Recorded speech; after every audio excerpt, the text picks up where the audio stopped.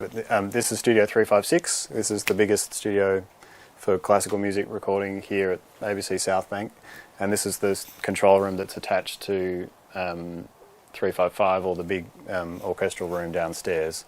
So there's a number of audio tie lines that run up here. This is the main mixing and recording space attached to that. So obviously there's no glass between us and the room, but we've just got cameras that we can move around to see people. So welcome, and tonight, look, I'm just going to give you an overview of our approach to recording classical music, and where do we start but with the biggest stuff and work backwards. So we'll start with recording orchestral things, and then work down into recording solo instruments and duets and that sort of stuff. But the main principles still apply. So it's good to start big, really. So the main things that I do here for the ABC are primarily broadcast recording, which is live concert recording, which happens off-site, obviously. So most of the time we're either at Hamer Hall at the Arts Centre or at the Recital Centre. Those are the two main halls that we're working in. And then, other various venues as required, but those would be the two main ones. So it's a combination of live concert recordings and then commercial studio recordings. And we're also a facility for hire, so we work for other labels as well, because there's not so many places you can go to that has an acoustic space like this that's set up. So quite often we get the call to do those kinds of projects as well. So we should start by making a delineation between live event recording, which is a big part of what we do, and then also studio recording, which often doesn't actually happen in the studio. But for the purposes of this, that would be, a dedicated recording session. It's not a concert. It's something that you've set up for the purposes of recording, and there's slightly different approaches for the two things usually. So the main thing with this kind of recording, obviously, is that you're capturing musicians in a space. So it's really all about the natural acoustic first, and then capturing the musicians in that space. So that really dictates the approach most of the time, and that's why we, go to these extents of recording in big rooms like this, seeking out locations that have great acoustics to record in. And so the main approach for that sort of thing is a main stereo pickup, which is capturing the room and the musicians together. You're not trying to separate the musicians from the room. You can't escape it. You have to embrace the space that you're in. So usually our approach for this sort of thing is spaced omnis as the main starting point for most things. Even when you're not really in love with the room, a main AB omni pair is usually our approach, and then you can change how much you want to get away from the room by your positions, how close you get into the ensemble and that sort of thing. So I'll just show you an example. This is obviously a big studio session here, but let me hop around a little bit. So this is Hamer Hall at the Arts Centre. So this is a pretty typical setup for us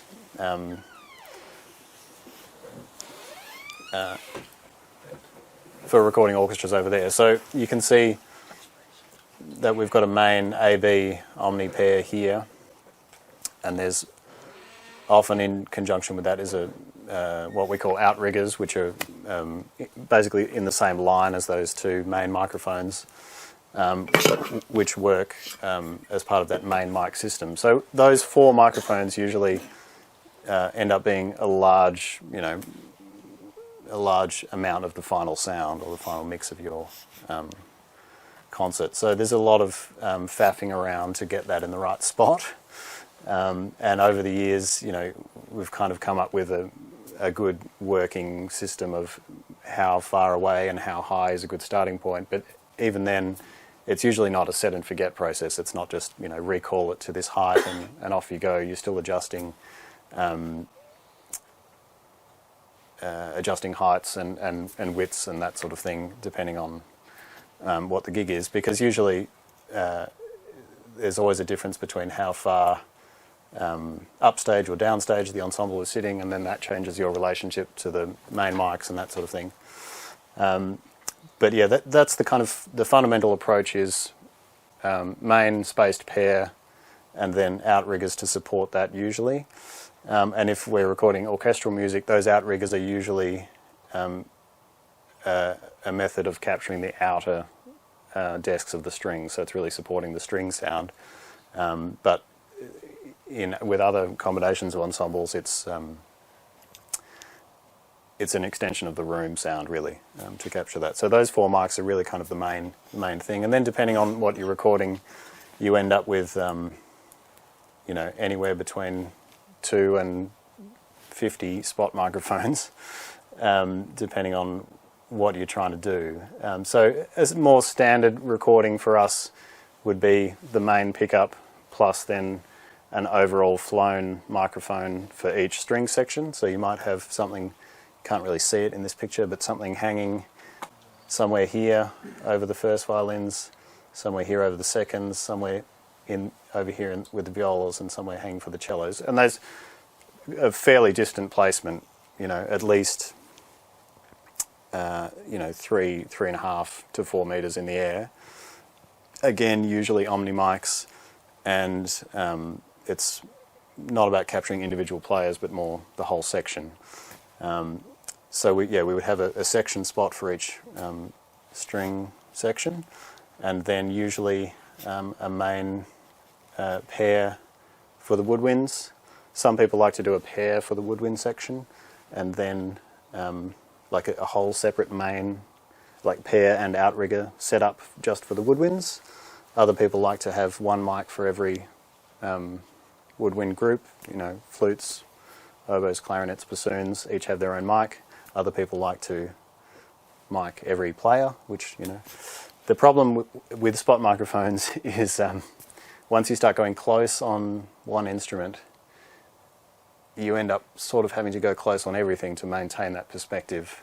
Otherwise, you'll have one group of instruments that sounds a lot closer than the other, and you're going to get into trouble when you start mixing that sort of thing. So it's often the case of you either need to be not super close with your spot mics and then only have a few of them where they're just really accenting things that are feeling a little bit distant in your main pickup, or you end up having to mic everything quite closely, and then that's where you end up with 30 or 40 spot mics, which sometimes is necessary, especially if you've got other loud instruments on stage. This is a bit of a weird example, but it was the only good photo I could find.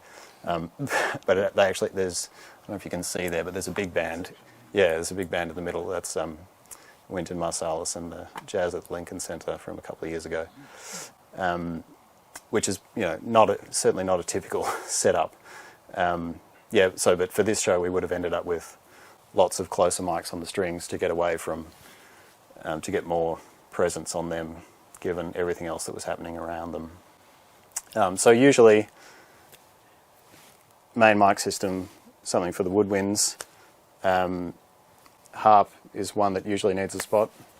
Question up the back. You say you're using space mics, and you indicate that that's pretty much all you use. Yep. Don't you use, say, a middle microphone for that, or say a Blumlein pair or something like that? Yeah, we rarely would we use a Blumlein pair these days. We've certainly experimented with it for smaller groups.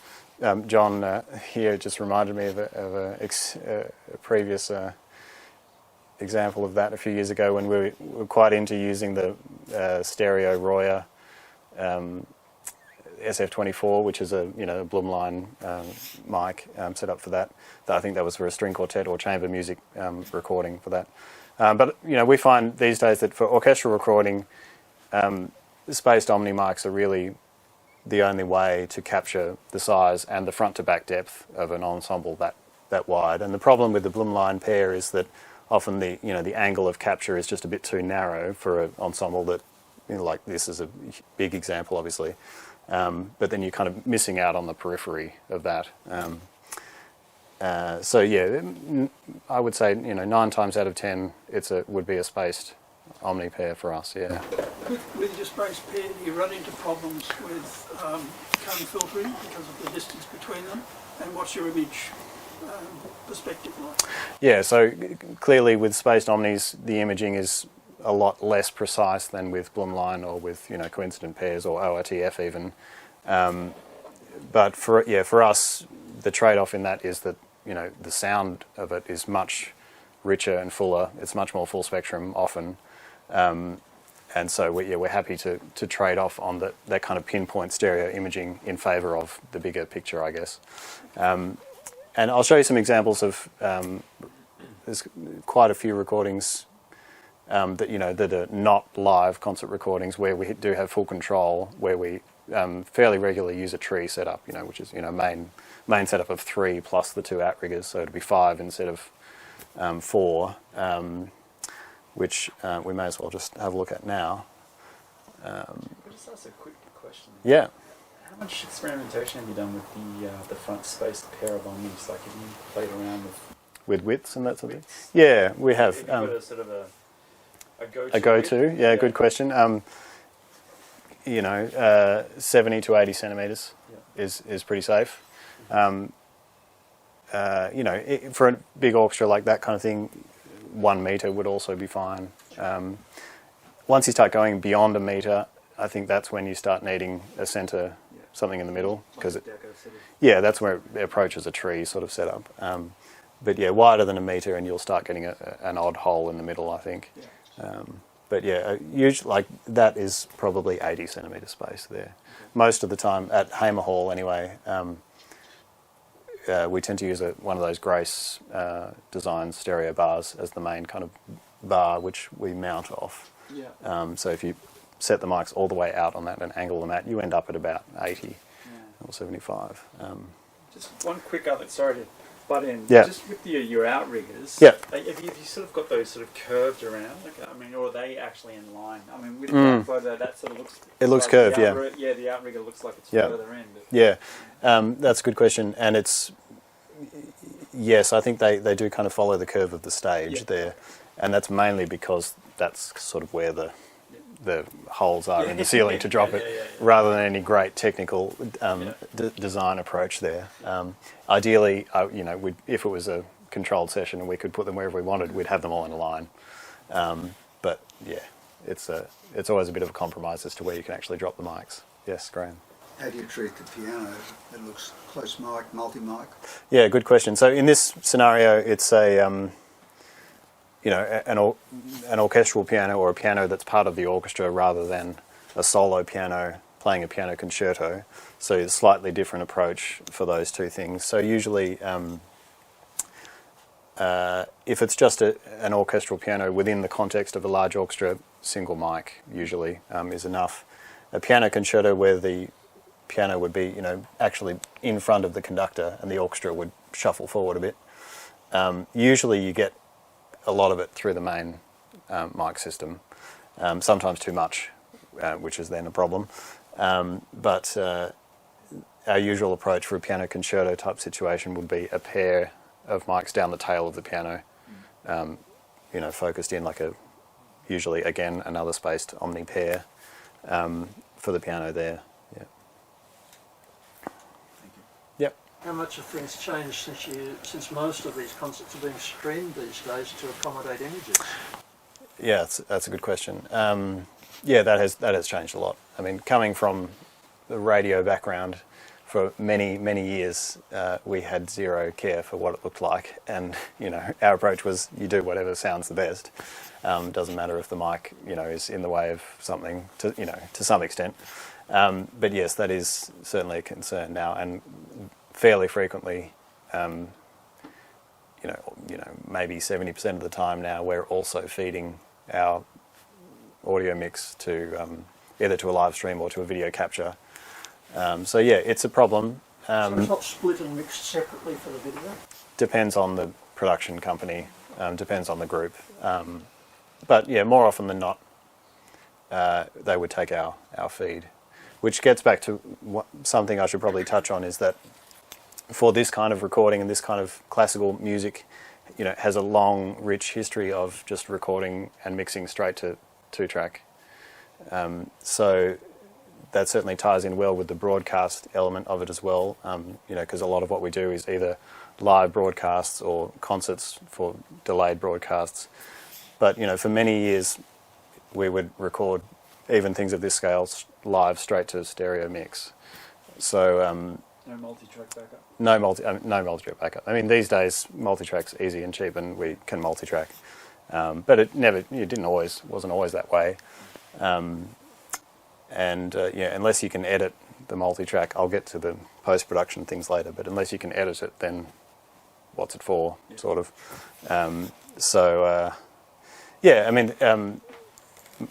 All of us here are kind of, the skills are honed to mix these sort of things live.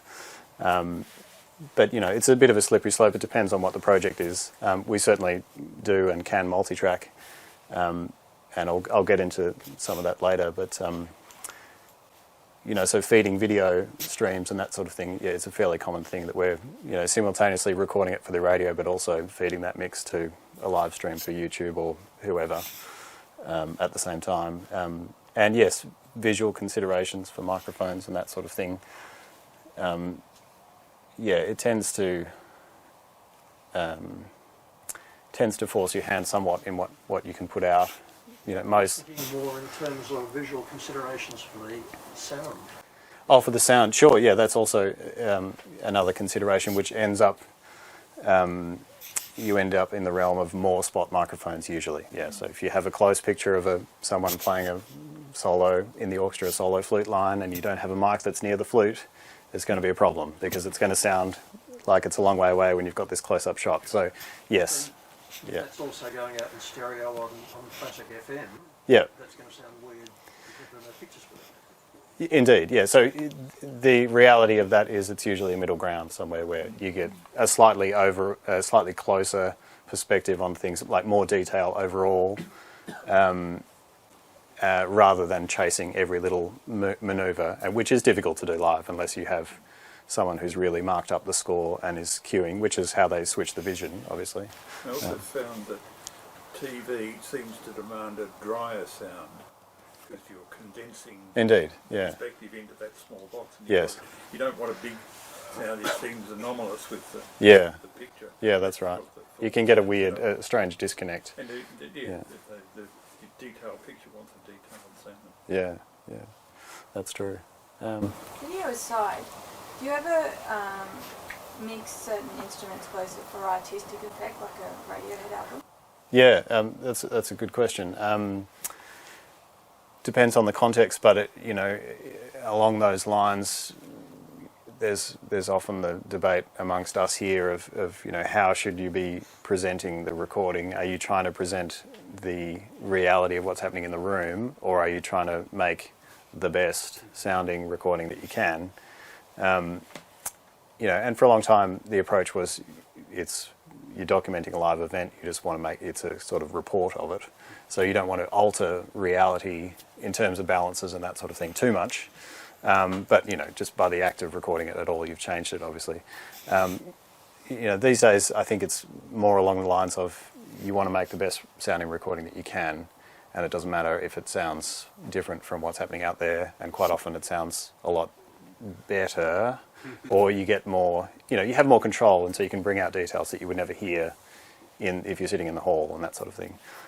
So yes, to answer your question, I think. I mean, maybe not to a Radiohead album, sort of that angle. Not for live events anyway, but yeah. So this is a similar setup from another angle, really, but you can see perhaps here the main stereo bar hanging as that main pickup. Again, it's in a similar spot, so usually the starting point is like 3.1 metres up and half a metre to a metre back from where the conductor is. That's the kind of pocket of air that you're aiming for, usually for the main mic pickup. If it starts sounding too close or too harsh sounding, the move is usually to go up rather than further back. Also, that's easier when you're hanging microphones to go up without hanging extra strings off the back of it. So, Are the strings on some kind of a motor, or are you just sort of... yeah, it depends on the venue. At Hamer Hall, for many years it was just someone up in the roof dropping mic cables down, and we'd have preset heights kind of marked on the cable. It's just hung from the cables. Yeah, yeah. Yeah, still hanging from the cables is pretty common for us, yeah. We do have little safety clips on the end though. Yeah, even after Hamer Hall was, refurbed in, when was that? Reopened in 2012, the winches weren't ready for years and years and years after that.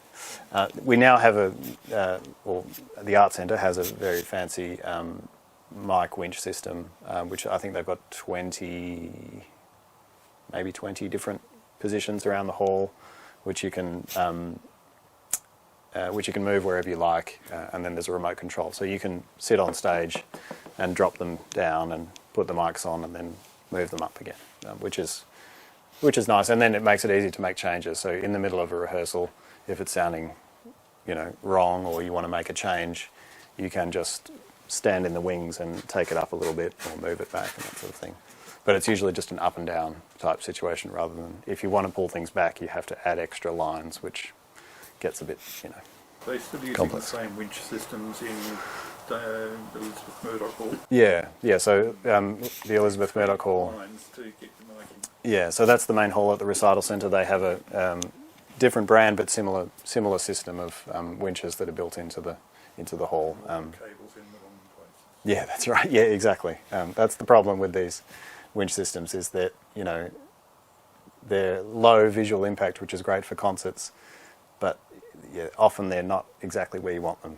That's putting mics on stands is really the ideal, but you can't really get away with it for live concerts. Certainly not for your main microphones and that sort of thing.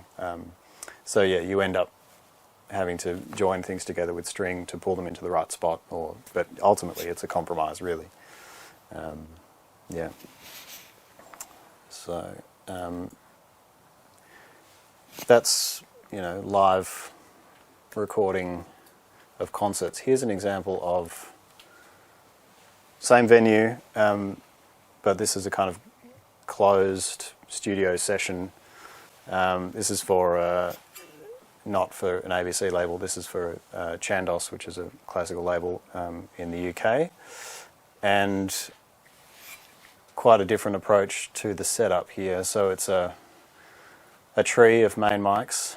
So these are Neumann M150s, which are the kind of modern, easily obtainable equivalent of the original M50s, which the tree was, famously used by the Decca teams.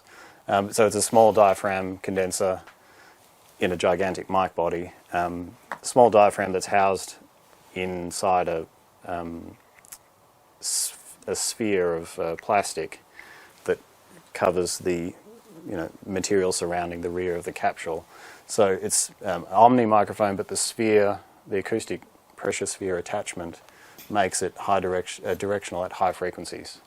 That's what makes these mics so great for the tree, because you get that full frequency response that you get from small diaphragm omni mics, but you can kind of steer the directivity with the top end. That's why they work so well for orchestral recording.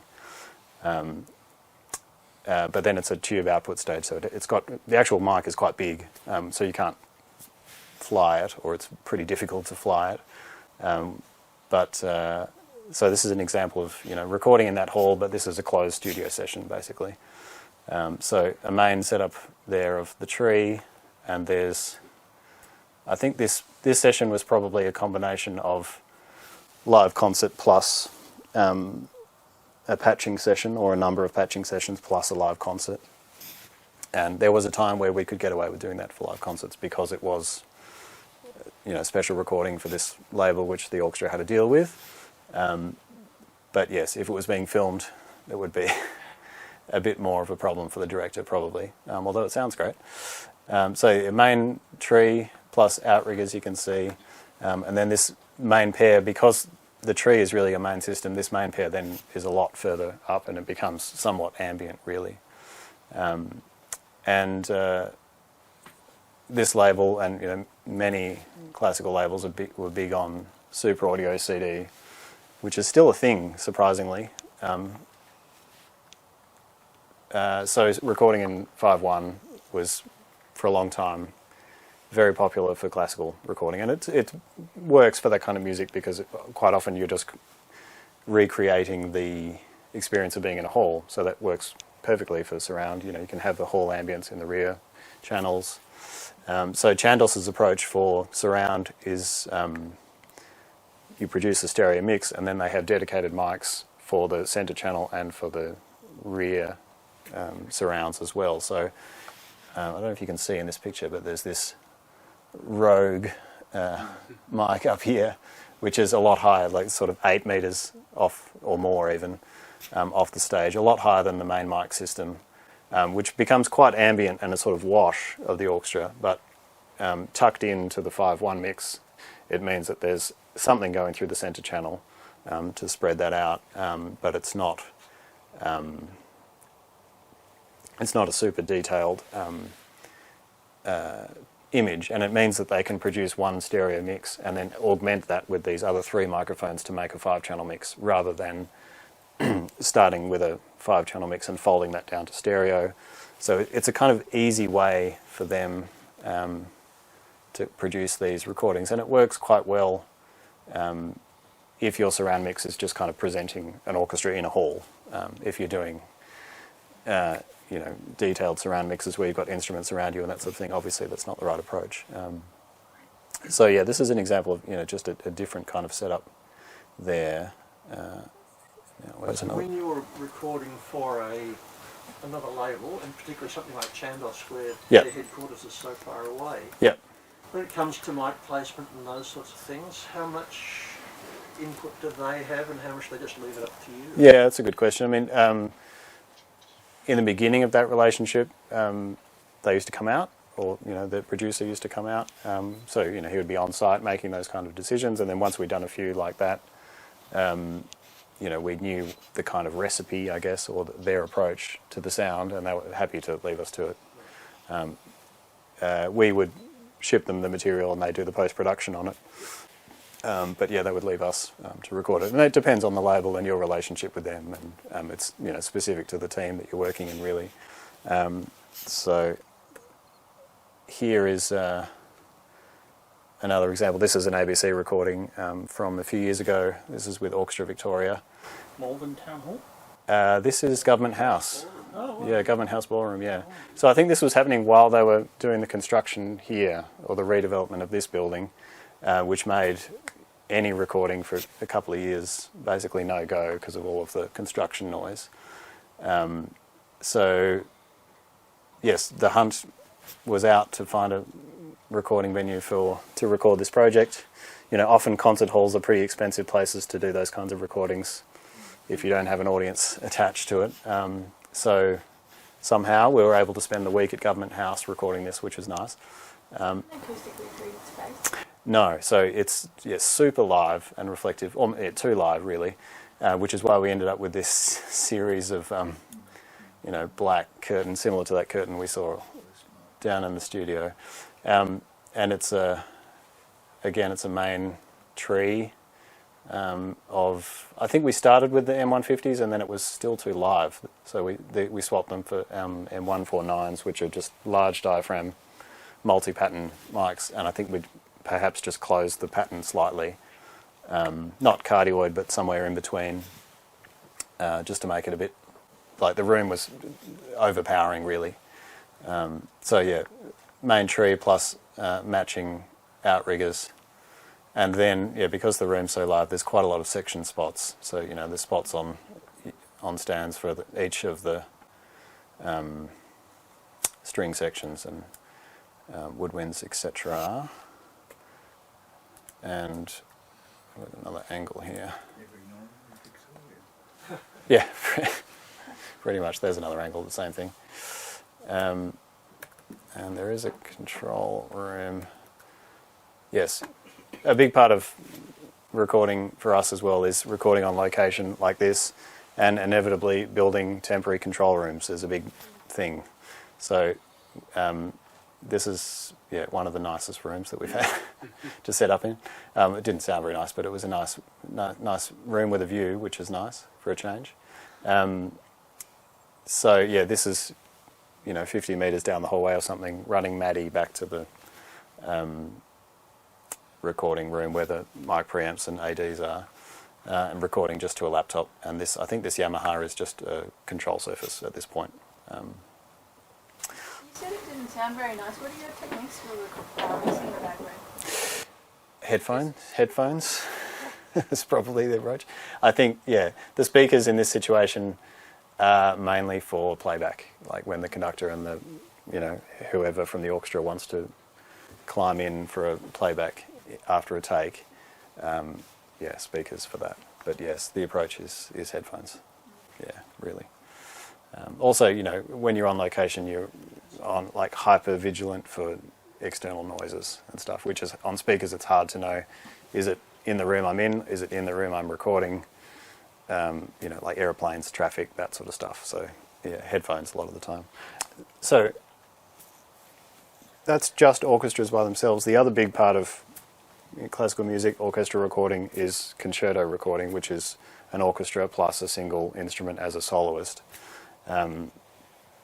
And this is a recent recording for Decca that we did late last year over the road at the recital centre. You'll recognise the hall. Similar setup to that government house situation. Main tree of M150s. Outriggers of Sherps Omnis, I think.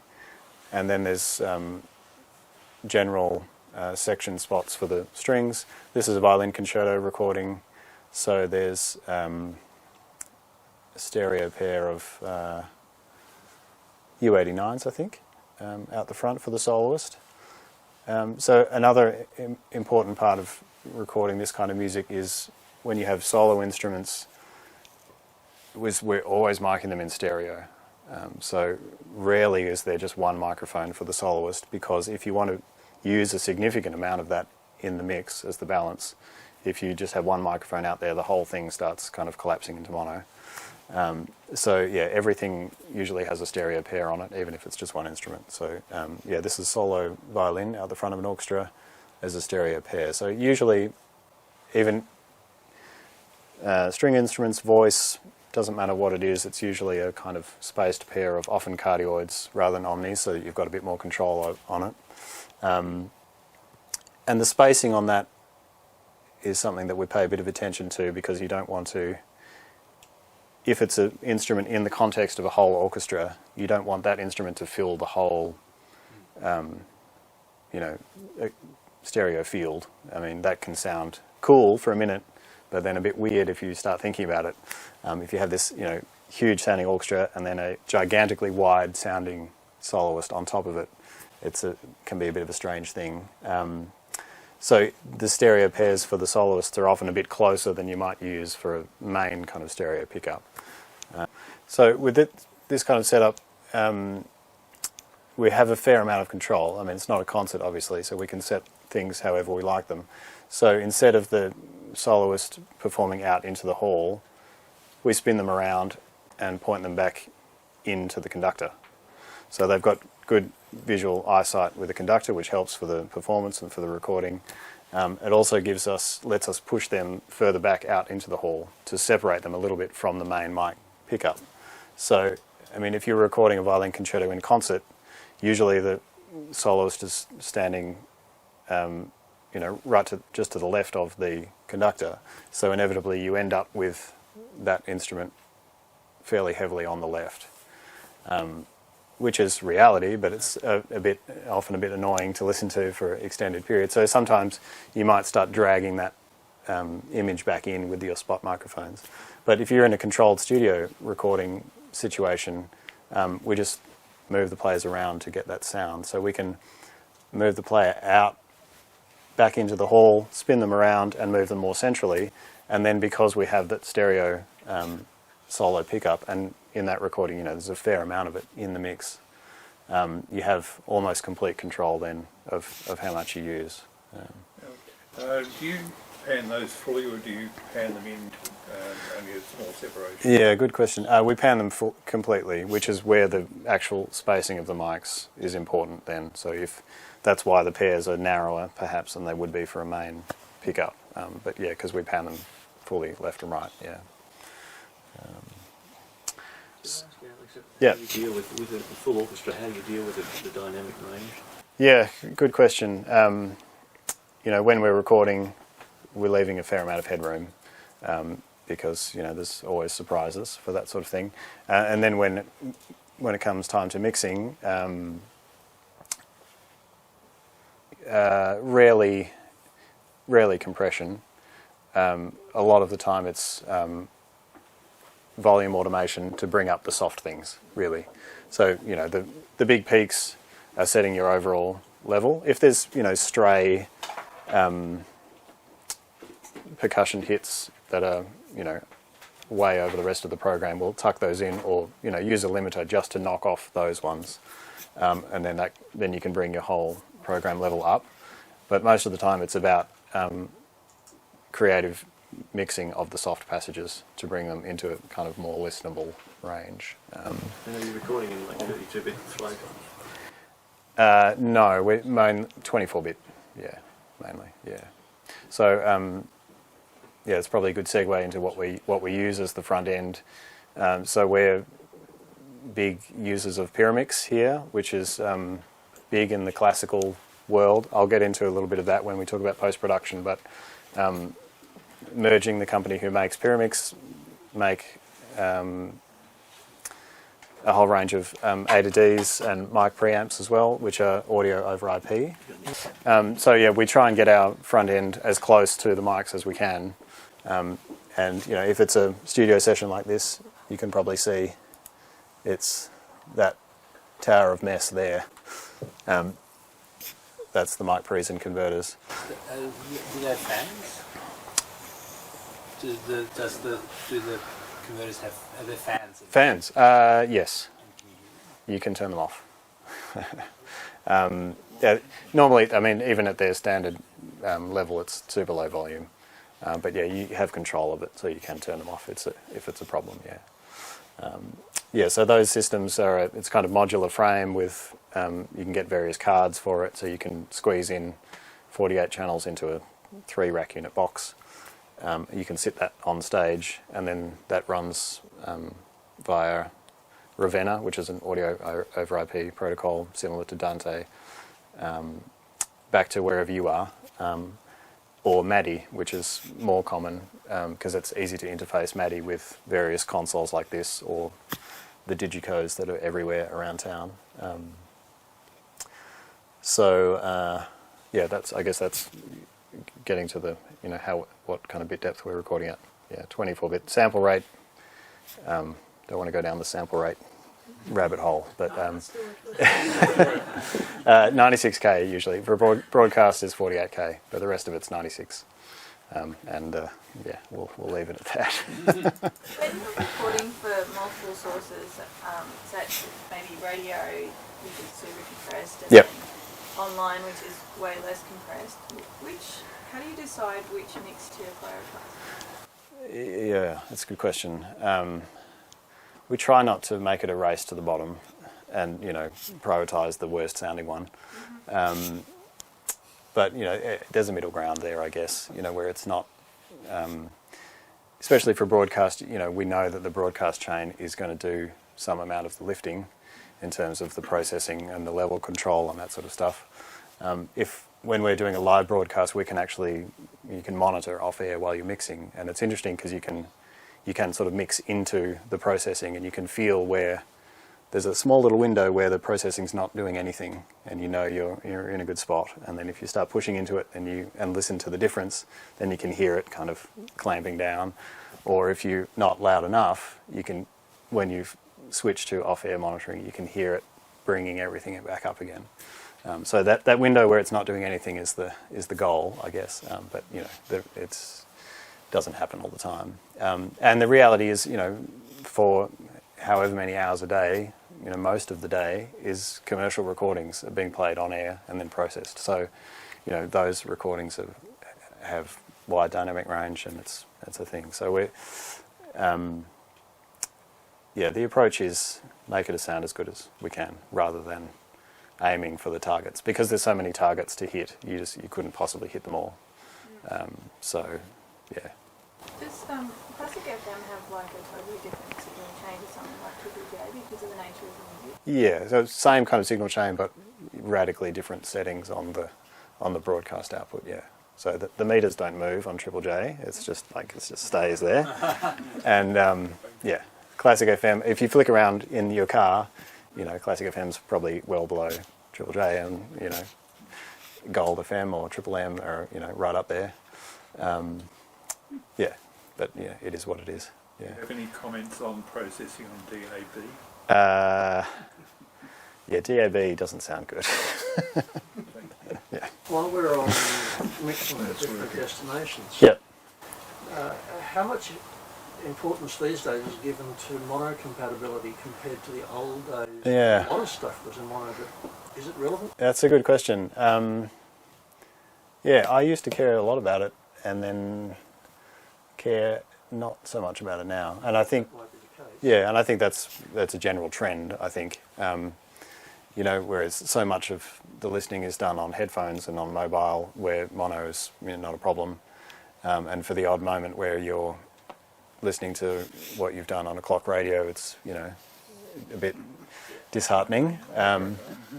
But again, I guess it's about not chasing that bottom. You're not mixing for the person who's got a terribly hi-fi radio at home. Exactly. Yeah. I have one of those at home, unfortunately, and it's. But I know what you mean. It's if that was your target, then it would sound pretty ordinary everywhere else. So, It used to be a really major. Yeah, absolutely. Yeah, absolutely. Certainly. For the AM stations as well, it was really critical. Well, even back in the analogue days in the concert hall, Yeah. there was always a big scope up there in the control room. Yeah, we're still big on the phase scope. I find it's really useful tool. Purposes. Yeah, for different purposes. Yeah, absolutely. Yeah, it's a very useful tool for you to work out how wide your mics are and that sort of thing, obviously. But mono compatibility. Yeah, I guess the answer is not so much a concern for us anymore. Yeah. Graham. Do you do any low frequency treatment during capture? Meaning? Filtering out low frequency. Oh, yeah. signals, etc.? Yes, we try. That can be a fine line too. I mean, usually low frequency problems are air conditioning or traffic, and by the time you filter them with a high pass filter, you're eating into the music. So there's no good answers there really. So we try, and if there are filters in, they're very low, 30 hertz or below or something, which is not a lot happening musically down there. But if you go above that, you start destroying the music really. Sorry. Yeah, no, go ahead, Luke. With air conditioning noise, do you try things like, do you leave it in, or do you try and Embrace it? Or whatever? Yeah. And sometimes getting rid of it, it's not worth it. You hear it in the quiet bits at the start, but then the side effects. Yeah, and Isotope, as good as it is, and its similar products, I find you can't get away with it. Like it just kind of starts. Yeah, it starts eating away at the stereo field. By the time you start taking a good amount of the aircon noise out, you're doing too much damage elsewhere. So our approach, it's a good segue to talking about the post-production side of things, but our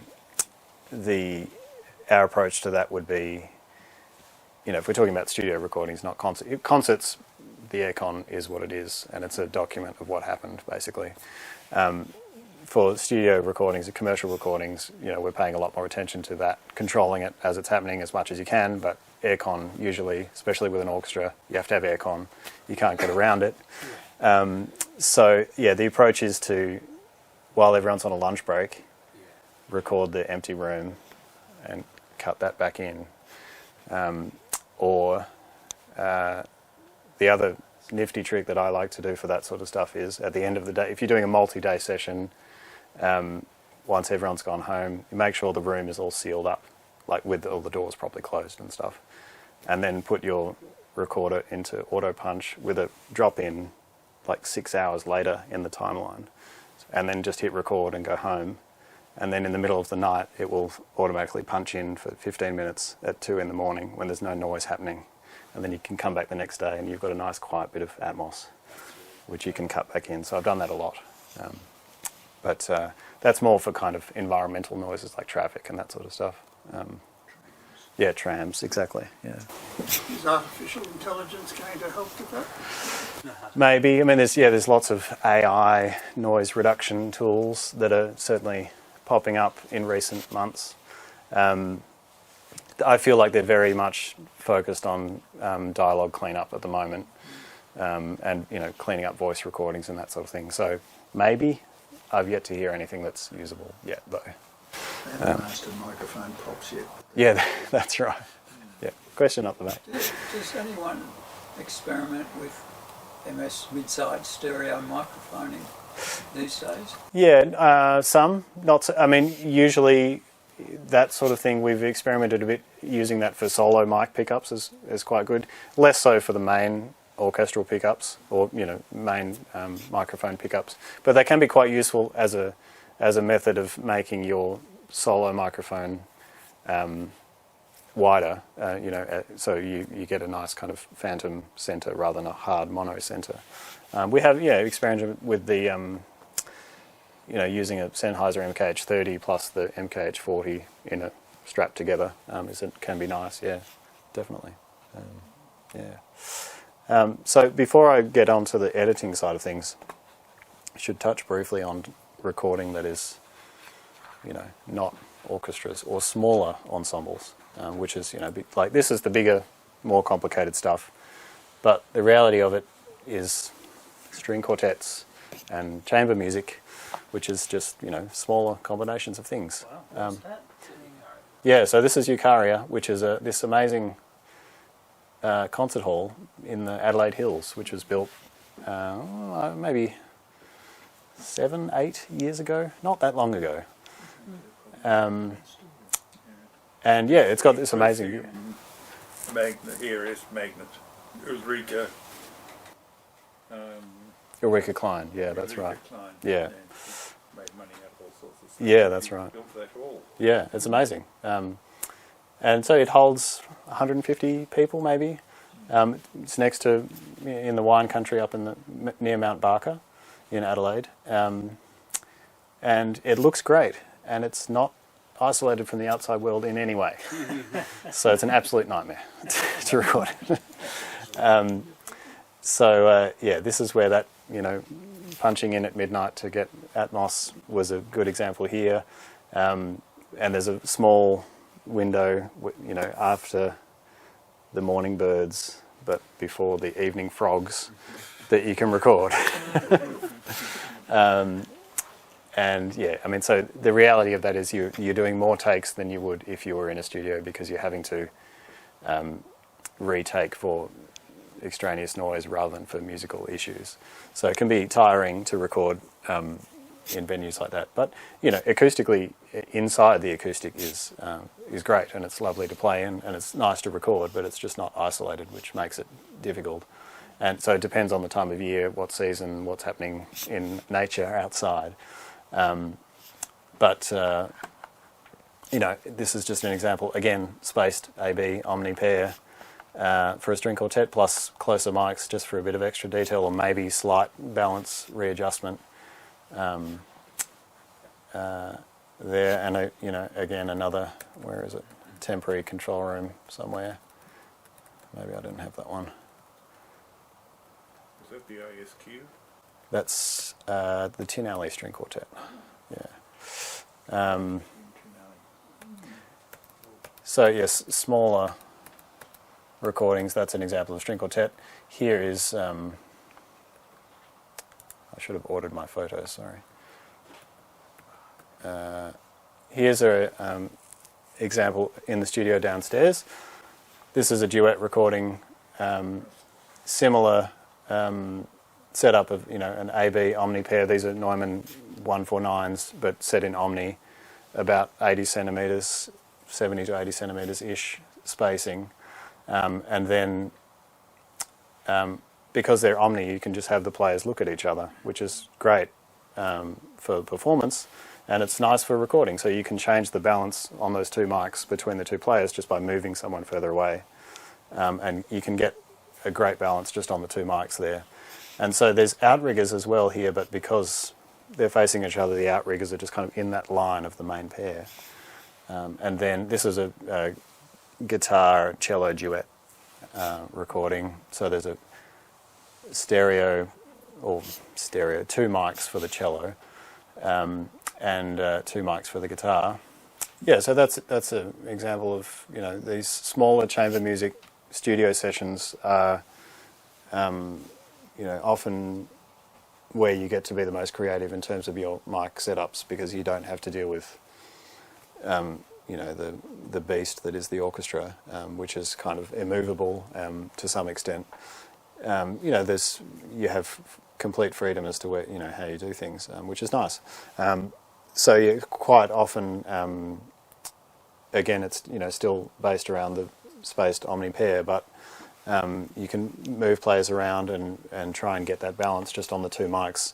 So your main sound, there's a kind of certain purity to having the sound from the two mics. And the closer mics, sometimes you don't need them at all. There's another example of a recording also done here. Voice and piano, or it's forte piano, but where there's extra mics. Here we go. But we tried hard just to get the sound on two mics. So baritone voice plus forte piano in the studio downstairs, spaced pair of DPA omnis as the main sound, and then there's a pair of mics on the piano and a pair of mics for the voice, but we ended up just using two mics basically. So you can see that we fiddled around a fair amount with trying to get the players in the right position, so the voice ends up basically underneath the main pair to get the right balance with the piano. So yeah, it's often can be nice when you can end up getting the balance just on the two mics, but it requires a lot of experimentation and moving things around to get there. And then you're somewhat locked in to the to the balance and the mix, so you have to commit to it, because by the time you get that balance, then we ended up at the point where adding in those other mics, the phase relationship was odd, and it didn't add up properly really. So you just have to commit to you're doing this on two mics. And you just have to say no to requests like, can you turn me up? Can you turn that person down? No. You have to play it again or play it differently. So yeah, you have to commit to that kind of production. But it's cool when you can get those kind of results. So I should probably talk a little bit about the post-production and the editing, which is it's about 50% of the job, I think, and it's of the product. And one of the, I don't know if it's a myth about classical music that it's kind of pure and untouched, but the reality is that it's the editing side of it is significant. Certainly for the commercial recordings, they're all heavily edited. And I don't want to make that sound like it's a negative thing. It's more chasing kind of perfection or chasing kind of clarity. But it's not so much a case of you're editing it because the players can't play it, or you're editing it because it's it's the only way that it would get done. But it's more treating the recording as an art form in itself rather than a document of an event that happened. So, it's not recording a complete take and, that's how it was. It's let's record something and then, see how far we can take this in terms of bringing out those little details in performance and cutting those together to create the kind of, the ideal recorded object, I guess. The Glenn Gould phenomenon. Yeah, Glenn Gould's a good example of that, I guess. But obviously the end result is completely seamless, but the behind-the-scenes production element of it is significant. So we are big users of Pyramix here, which is fairly specific to classical recording these days. I mean, it's what once had a little run in film post, but that got completely wiped out by Avid, really. But it's still alive and well for classical recording, and the main reason for that really is its editing workflow. It's quite different to Pro Tools, Logic, the usual players. Oh yes, my screen's popped up over there. Let me just share this other screen.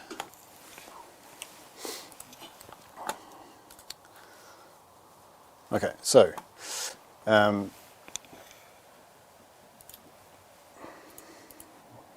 sure how well this is going to work. I'm remote controlling another machine with this other machine. The main reason for Pyramix is the editing, and specifically the fade editor within Pyramix. So it's quite slow.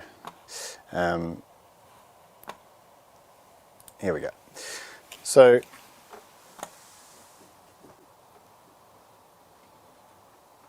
when you're editing this kind of music, we're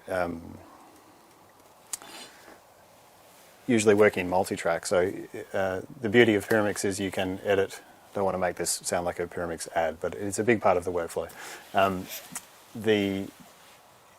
You can set your session up so that you're looking just at one track, but this track, this take can be however many tracks you want. So that could be a 64-channel recording of a big orchestra, but you're only looking at one lane of it. And then underneath here, this is your fade editor, so you can see this is the incoming. Is the lane a summation, or is it just one track? So it's like a visual, it's like a folder that's collapsed, so it's just showing you one. Oh, the actual waveform is one track. That's what you're asking? Yeah, it's not summing all the tracks together. Yeah. So it kind of works for a classical recording because quite often the first channel on your recorder is like one of your left outrigger mics, which gives you a pretty good overview in terms of the waveform of the whole thing. It would be very annoying if it was just a kick drum across the whole thing. But then you would probably want to put your mix up the top and edit that. You can change that, but it's a good question. So yeah, the main part of it is this fade editor window here. So on the top line is the outgoing edit, and then this point in the middle is the edit point, and then that's the incoming take. And so you have complete freedom to change the shape, move it around, change the size, and you can do this while it's playing back across however many tracks you like. And you can scroll, so this is over here, it tells you what channel you're looking at, so you can just scroll through the recording no matter how many tracks you are to look at it. So that's quite handy. You can scroll through and see the timpani track within a huge multi-track recording to line up the attack of things like that. So the fade editor is the main advantage, but also it uses what they call source destination editing, which is made mainstream by Sonic Solutions in the 90s, and Pyramix is probably the main one. There's really two main platforms that use this kind of editing these days: Pyramix and Sequoia is the other. Sadie was also big into that, but Sadie's kind of dropped off since Prism bought them, and they stopped developing. But Pyramix is still alive and well. So the advantage of this is it's really a strong workflow for music that doesn't have a time reference. So you're not editing to a grid. You're not adding recordings onto existing other tracks. You're recording music that's free without click track and that sort of stuff. And the workflow for that is really great. So if I was to extend this edit here, so this fade editor down here is a kind of zoomed in area of this cut here. So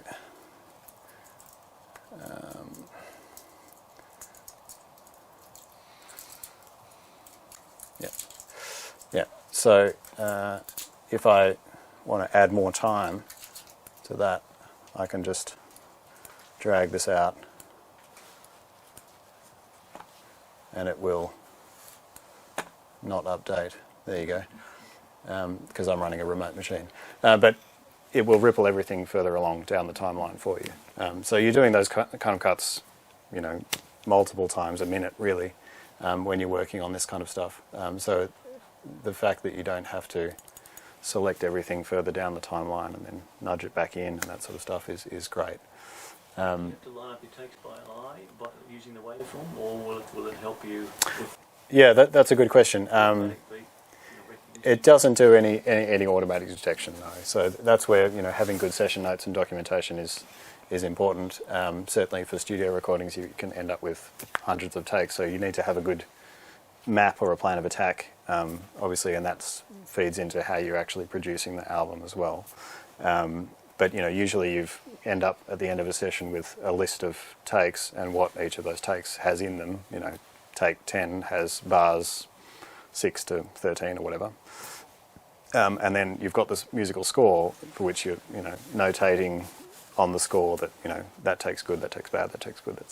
So you know that you can finish recording because you've got it covered because you're following it in the score. And then when it comes time to edit, you've got a good starting point, of how you're going to cut this thing together, really. So the source destination element refers to this top layer is what they call the destination, or the edited, your edit, and then underneath you can have as many source groups as you like. So again, each of these is can be a full multi-track, but it's just folded up to squeeze it all onto the screen, and then you can see if it will let me do this remotely.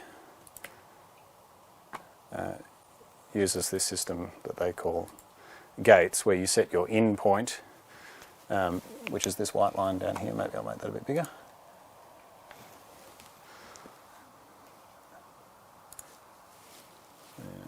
Yeah, it's a bit slow.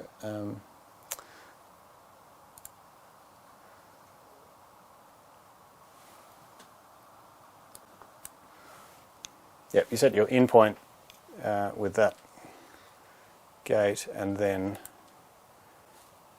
an out point. So that's let's say I want to take from this section here to that section there, and I want to put it up here. So I've got my in point here, my out point there, and then I only need to set an in point from where I want to edit, and it automatically places the out point based on the length of the bit that you've selected, and then you hit edit, and it will copy from down here, paste it up to the top, and fade in and fade out. So you can end up working really quickly that way, and you can edit while you're playing back. And these two things really in tandem are what makes the kind of classical production, post-production thing work. So the fade editor allowing complex fades and precision editing of those fades, and then the source destination editing of being able to quickly copy and paste individual notes or bars and have the rest of your timeline ripple on down are what makes it happen. Normally we would edit and then mix within Pyramix. I don't know if you can see that other screen. That's part of the same computer, but this is the mixer. And so the other main difference is that usually in other programs, every track that you have on your timeline is also a strip in the mixer within your program. And Pyramix can do that, but it also allows you to separate those two concepts, so you can have one mixer and as many tracks as you like feeding that mixer. So with the source destination editing, it ties in with this mixer as well. So you have one mix, so that when you're listening to the destination, if I click up in the destination, it will only feed that into the mixer, and then if I want to listen to a different take, I click down on the other takes, and now I'm listening to that take through the same mixer. It's similar to the kind of playlisting workflow in Pro Tools, but different conceptually in that every track, you can have multiple tracks feeding one mixer strip, which is quite different to how other programs work. So usually we're editing and then automating within Pyramix, and then the other great thing about it is that you can master straight off the timeline. So you don't have to print out a mix and bring that into a separate program to make, or a separate session within the same DAW to make your final masters to send out. You can do it straight off the multi-track timeline and spit out a master file, which will then can get turned into a DDP or WAV files for distribution without having to bring it into a different program. So you can do all of your metadata and that sort of stuff within the same system. So you can keep a project right from the recording all the way through to the mastering in one session if you wanted to. To have just one person both mixing and mastering the same session? It depends on the project. But yeah, fairly often the mastering element of it is, quite often just assembly of the album, and rather than processing it in any way, which that's kind of a lot of the time is baked in with how you're mixing it. But yeah, sometimes it gets handed off for whatever reason to someone else. But yeah, more often than not, it's the same person. Yeah. The last little point I've got to make on the editing is noise reduction is also a big part of it, but not broadband noise reduction, but spectral editing. So, little noises and squeaks and things are inevitable, especially when you've got an orchestra out there. There's a lot of pencils to drop and pages to turn and that sort of thing. There's a built-in tool or an extra add-on called Renovator, which is similar to Cedar. And the main advantage is it lets you do spectral edits in multi-track. So you don't have to do all of your editing and then mix it and then take your noises out. You take your noises while you're editing, which is a much nicer workflow. So that means that the first edit that you send out to someone is already cleaned and polished and finished, rather than here it is musically, but oh sorry, there's all these noises. Or then it makes it difficult if you wanted to make changes, because you've cleaned up the stereo file, and if you have to go back to your multi-track, then you potentially have to go and do those same edits again. So by doing it to the original multi-track, you can freely change, do mix changes on the clean file. So I'll give you an example of this if it works. Oh yeah, here we go. So you make a selection in the timeline, and you can send it straight away to this separate window. Looks pretty similar to all of the other spectral editors that you might have seen, but the main advantage is that it's across the full multi-track and the timeline. So it doesn't matter how many channels, you can scroll through them if you want. So you can see each individual mic. I should have loaded something that has a potential noise, but let's pretend that's a little click or something. I can get rid of that. Oh, if I do the right thing. There you go. And then... Can you apply that across... Did you just apply that to one track then, or is that to... Yeah, so that's a good question. So it lets you choose, but it's also quite intelligent in that it's kind of magic, but it's it seems to be pretty good at kind of interpolating the time differences between stuff. So like if you've got a noise on a mic that's on the main mic, or on a mic that's a lot further away from this mic, obviously there's going to be a big time difference, in there. But yeah, I find that you can, 9 times out of 10, make a selection that, like I'm looking at one channel now, so we can see this little click thing on that channel, and if I look, you can sort of see it on the other channels now, but it's less. But the time is, if I get to one of the other mics, it's not going to be there at all. So you can change that by kind of selecting more time, or you can, down here where it says channel, it's either all or the current channel you're looking at. But most of the time, because everyone's in the same room, all the mics are in the same room, if there's a noise that's on one thing, to some extent it's going to be everywhere. So yeah, this is really a big part of the workflow, because you can clean up your multitrack and then mix the clean multitrack and then keep making mix changes forever, without having to think, I don't want to have to go back because then I have to go and clean up those noises again. So yeah, that's a big part of why this workflow, I guess. Yeah. So that's kind of all I had prepared for this evening, but I'm happy to take questions on anything.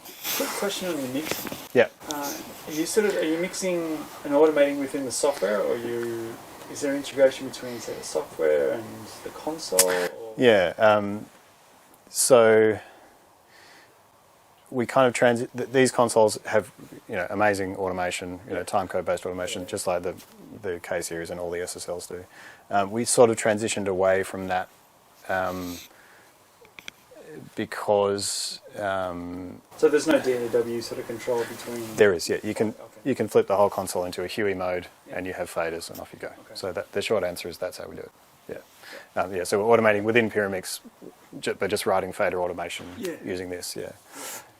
Because we sort of transitioned away from the time code console automation because it's not tied to the edit, and it's great for live recordings where things are not going to change, but yeah, for this kind of workflow it becomes a nightmare, that sort of thing. Yeah. Are you still monitoring through headphones, or at this stage you? If in here we'd be on speakers. Yeah, probably headphones for the spectral noise reduction and that sort of stuff, because that's a bit more detailed. But yeah, mixing on speakers for sure. Yeah. The monitoring level you're using the same as you would normally use in here? The monitoring level that I'm playing back now, no, I haven't set it with any great finesse, I have to say. Reasonably well, it's 70 dB and it's comfortable listening. Yeah, cool. Yeah, I mean, the only thing for us is just to not change it really. Once you start changing your monitoring volume, you're out to sea with the mix, and you don't know what's loud and what's not. It's typical. Yeah, absolutely. Yeah. Did you cover immersive? Sorry. Oh no, I didn't cover immersive. Yeah, that's a good point. So obviously we're not set up for immersive here in the control room, but it's more and more, as I'm sure you've all experienced, it's becoming a thing, and people are asking for it, and labels are making it a deliverable that you have to deliver. So we're at the pointy end of having to record that way, but then having to hand it off to other people to do the immersive mixes on. Surround, I think I touched briefly on the surround recording, Super Audio CD stuff, was still a thing. The MSO just recently started a new recording venture with the London Symphony, or the LSO Live, the London Symphony's label. So they have distribution through that. So we've just done some recordings for them in the last 6 months, for which Atmos is a requirement, and as well as SACD. So we've experimented with height channels, recording height channels and that sort of stuff. I think it's great for the recording. The current user experience is less great, I think. Because of the variability of setups, or? Mainly because the vast majority are consuming it on headphones, and the binaural rendering of the immersive is, I think, pretty awful. But it's a new shiny thing, and it's a new a new talking point that they can sell. What is it? Dolby Atmos immersive audio. So it's what they call object-based audio, whereas instead of delivering a mix of a certain amount of channels, or stereo usually for music, you would deliver a file which has a bed track, and then a number of objects for which you can define, placement parameters and that sort of thing. So you say this sound is in this place, rather than this sound is in my left channel of a surround mix or in my left channel. So it means you can have one deliverable file that will play back differently on different playback devices. So if you play that same file on stereo, it will give you a stereo mix. If you play it on a 7.1.4 system, it will give you height channels all from one file, rather than delivering multiple files. It's been big for film for many years. It's great for cinema. Music, it sounds great for music, but it's unless you can set up your room like Luke's amazing room, it's the headphone experience is not great, I think, at the moment. And if you compare the same release in stereo and in Dolby Atmos, it's a bit disappointing at the moment for me. So that's sort of where we're at with immersive. A lot of recording of it. And I think it will be here for a while, but yeah, it's still a bit kind of the Wild West at the moment. Yes, Graham. Where do multi-element microphones and higher order ambisonics fit in symphonic recording? Great question. We haven't experimented with ambisonics, but I think it seems like a natural fit for Dolby Atmos and that sort of thing, and there's certainly a number of companies that are chasing that. We haven't tried it, I guess, is the short answer. Did you do the Soundfield CalRec 4-element? Yeah, I mean, we have used the CalRec as a main pickup. We used to use that quite a bit, especially we used to record a lot at South Melbourne Town Hall, and they used to have one. Melbourne Hall actually had one as well, didn't they? Permanently hung as their main setup, and it's great. But I've yet to hear it decoded, into multi-channel with height, although I'm sure it'd be interesting. But I think the problem with the immersive is that it's always an add-on to the stereo. So you have to work out a way. You're either making two completely separate recordings, which is hard to do, because what are you focusing on? What are you monitoring? Or you need to come up with a setup that works for stereo and for the immersive thing. And I'm not sure that the ambisonic coincident setups are going to work as your main pickup, for the orchestra. But I haven't tried it, so I don't know. But that would be my instinct. I mean, a lot of the labels who are doing it end up with main pickups that then, like main stereo pickups that then have additional microphones, for each speaker. So, quite common to have a main LCR, or whether it's LCR in a row or as a tree to feed the front LCR in a surround setup plus the rear mics, and then a whole other set of microphones as your height channels. I can show you a picture of that. I think immersive is it's exciting, but it's difficult to see an enjoyable user experience at the moment, I think, for people who are actually listening to it. So here you go. That's that same concerto recording we heard before is coming out in Dolby Atmos. So there's a set of DPA omnis for the height channel, so it's like higher up than the main pickup. I think the key there is to have enough time difference to get a bit of so that the two larger mics in stance, are they your rear channels? These ones here, they're the kind of outriggers for the main thing. But I don't know if you can see it in this photo. But there are further mics, slightly out in the hall and wider for the wide channels in Atmos, and then further ones way out in the hall for the rears as well. Yeah. But yeah, I just find that listening to the binaural rendering of it is less satisfying than just the stereo mix at the moment. But listening to it in a proper monitoring environment is great and very immersive. So, but it seems to be more and more becoming a requirement that you have to deliver that way. So I think it will stick around for a while. Yeah. Can I raise the elephant in the room? Sure. AES 42. Digital microphones. That's conversation after the session. The dead parrot. Yeah. For which there was no known disease. Yes. I've never used them, but the idea is certainly appealing to convert it, right at the. I think its time has gone, but the AES 67 microphone might be a go. Perhaps, yeah. I think that people are hesitant because AES 41 didn't take off, but also it ties you into that current technology into the microphone. Well, it really needs Canary to make a good flexible Cat6 cable and Neutrik to make a good RJ45. Yeah.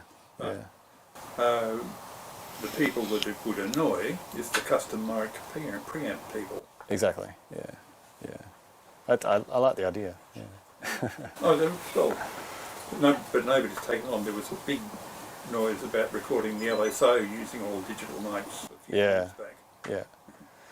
Yeah, and Neumann got on the bandwagon, and they even had a AS41 to AS to Ravenna bridge system, which was cool. But I think there was only a handful of them ever really out in the wild. Just means that there's less for audio engineers to do. That's right. Any last question? Yeah, this might be a little bit left field for your area. Yep. If you mentioned talking about noises, Yep. revving out, pencils dropping and things like that. Yeah.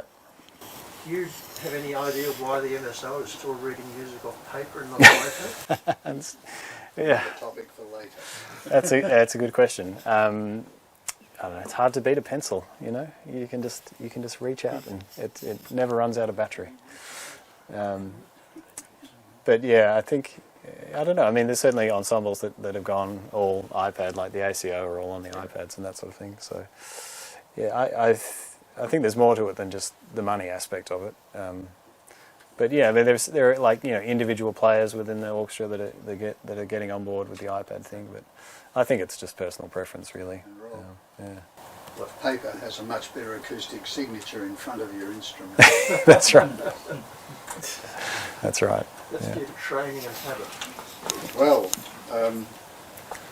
Alex, thank you very much. Pleasure. You raised a lot of questions and you answered almost all of them. So I really appreciate that. Pleasure. I'd like, on behalf of the group, to thank you for making the time commitment and preparing the material and giving us the tour and the informative session.